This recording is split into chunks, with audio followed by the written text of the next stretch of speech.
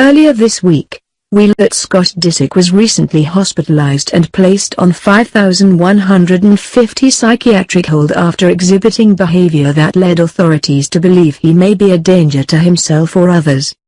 Sadly, it wasn't terribly shocking news, considering Disick has reportedly spent the past several months drinking heavily, abusing drugs, and generally getting caught up in a frightening downward spiral.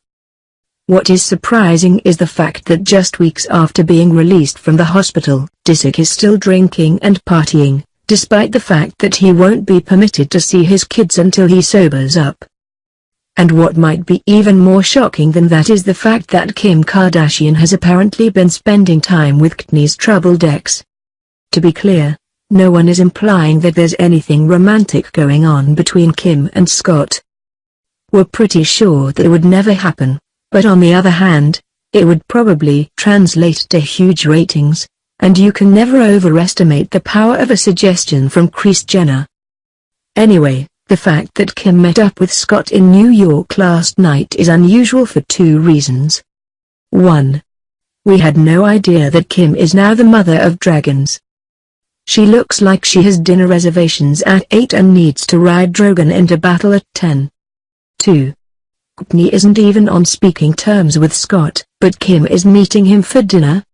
That's weird even for a family with a long history of overstepping boundaries with one another's significant others.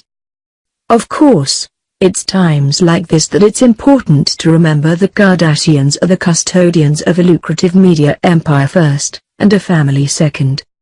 So it stands to reason that Kim is hanging out with Scott not to offer her support, but to shoot a dramatic scene for the upcoming season of Keeping Up with the Kardashians.